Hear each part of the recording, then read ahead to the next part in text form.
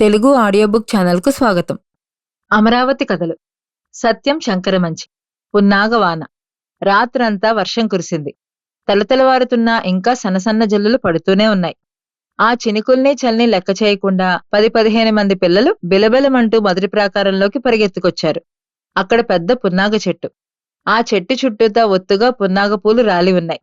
కొన్ని లక్షల కోట్ల పున్నాగపూలు నేలంతా పరుచుకునున్నాయి. ప్రాకారంలో తెల్లటి పట్టుకంబళి పరిచినట్టుంది. పిల్లలు గలగలా నవ్వుతూ పున్నాగపూల మీద పరిగెత్తుతూ పువ్వులేరుకుంటున్నారు.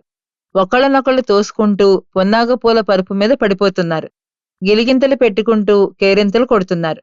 ఆ పసిపాదాల కింద పున్నాగపూలు నలిగిపోతున్నాయి. పిల్లలు పూల మీద నడుస్తుంటే పున్నాగపూల కాడలు చిటుక్కు చిటుక్కుమని చిట్లుతున్నాయి. పూలాడుగున నత్తగుల్లలు పాదాల కింద పడకుండా తప్పుకు పాకిపోతున్నాయి. ఎంతలో గాలి రయ్యని వీచింది. చెట్టుపై నుంచి పున్నాగపూలు జలజలా రాలిపడ్డాయి. పూలతెర మీద మరో పూలతెర.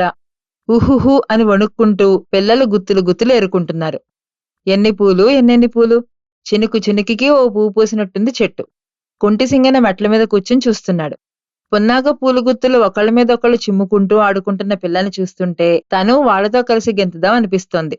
వాళ్ల గొంతులతో గొంతు కలిపి పాడుదాం అనిపిస్తోంది. నేలమీద పున్నాగులు, నింగినుంచి రాలుతున్న పున్నాగులు, మధ్యన చిరునవ్వుల చిన్నారులు. సింగన నెత్తురు పొంగింది. వాళ్లతో కలిసి ఆడుకోటానికి తను కుంటివాడాయే. కళ్లల్లో నీళ్లొచ్చాయి. సింగన్న వయసులో ఉండగా గొప్ప బలశాలి. రాళ్లెత్తే విద్యలో ఆ పరగణల్లో తన్ని కొట్టేవాడు లేడు. పందెం కట్టి మహాలక్ష్మమ్మవారి చెట్టు దగ్గర ఊరంతా చూస్తుండగా 10 మంది పట్టలేని రాయిని తానొక్కడే పైకెత్తి గిరగిరా తిప్పి కిందకొదిలేసేవాడు. ఆ కండలు తిరిగిన ఒళ్ళు, ఎనప కమ్మల్లాంటి చేతులు, ఆ బలమైన శరీరం చూసి లచ్చి మనసు పులక్కుమంది. విశాలమైన వీపు మీద చెమటలు అలలలలుగా కారుతుంటే పరుగున వెళ్లి కొంగుతో తుడుద్దునా అని మనసు ఆతృతపడేది. తండ్రితో చెప్పింది సింగన్నని తప్ప మరొకరిని మనవాడనని. అన్న ప్రకారం లచ్చి పెళ్లి సింగన్నతో గుళ్ళో జరిగింది. ఊరందరికీ ఆ జంటని చూస్తే ముచ్చటేసేది. ఒక్క క్షణం ఒకళ్ళని విడిచి ఒకళ్ళు ఉండేవాళ్లు కాదు. కృష్ణలో కలిసి జలకాలాడేవారు. సింగన్న కండలు తిరిగిన శరీరాన్ని లచ్చి గంటలు గంటలు రుద్దేది. సూర్యాస్తమయం దాకా స్నానం చేసి గుళ్ళోకొచ్చి సామికి అమ్మకి మొక్కుకుని ఇళ్లకెళ్లేవారు. పిల్లలు కుప్పలు కుప్పలుగా పున్నాగపూలు బండల మీదకి తీసుకెళ్లి పోస్తున్నారు. కొందరు మాలలల్లుతున్నారు. కొందరు దేవుడికి గజమాల తయారు చేస్తున్నారు. కొందరు పున్నాగపూల రేకులు తుంచి ఒక్కొక్క రేకును 2 వేళ్ల మధ్య కొంచెం నలిపితే రేకుకున్న 2 పొరలు సళ్లుకుంటాయి. అప్పుడు అందులోకి గాలి ఊదితే బుడగలా తయారవుతుంది. ఆ బుడగని ఎదుటి వాళ్ళ నుదుటి మీద కొడితే టప్మని పేలే ఆట ఆడుకుంటున్నారు. మళ్లీ పున్నాగ చెట్టు దగ్గరికొచ్చి దోసెళ్ల నిండా పూలు తీసుకుని బండల మీద పోస్తున్నారు. సింగన నెత్తురు జివ్వుమని లాగుతోంది. వర్షం కురిసిన ఉదయాన ఒకరోజు తను లచ్చి అక్కడికొచ్చారు. లచ్చి పున్నాగపూలు ఏరుకుంటోంది. తను గబగబా పున్నాగ చెట్టు ఎక్కాడు. లచ్చి నించున్న చోట సరిగ్గా పై కొమ్మ మీదకొచ్చాడు. కొమ్మలు ఒక్క పట్టున ఊపాడు. గలగలా పున్నాగపూలు లచ్చి నెత్తిన రాలాయి. మళ్లీ ఊపాడు. కుప్పలు కుప్పలుగా గుత్తులు గుత్తులుగా లచ్చినెత్తిన పున్నాగ వర్షం. అప్సరస నెత్తిన ఆకాశం నుంచి నక్షత్రాలు కురుస్తున్నట్లుంది. ఆ పూలవానలో తడిసిపోతూ ఆ గాలికి పడే చినుకుల చలికి ముకుళించుకుపోతూ కిలకిలా నవ్వింది. గుండె పులకలెత్తేట్లు నవ్వింది. పిల్లల గజమాల పూర్తవుతోంది.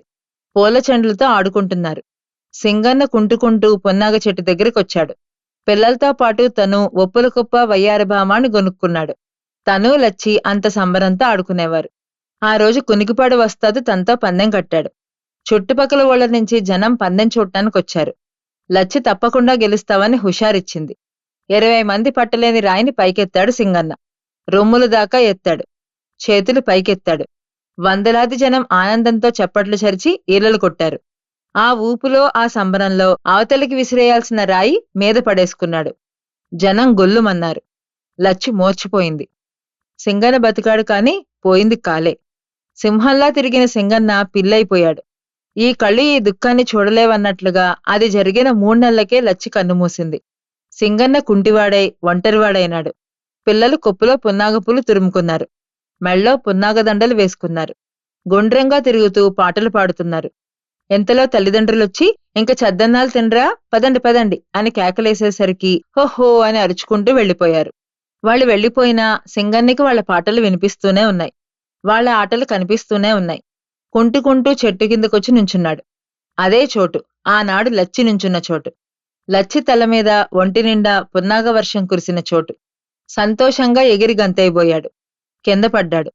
దెబ్బ తగిలినా బాధ అనిపించలేదు. పున్నాగ పూలు మెత్తగా ఒత్తుకున్నాయి. కళ్ళ వెంట ధారలుగా కన్నీరు. ఆ పున్నాగ పూల మీద దొర్లాడు.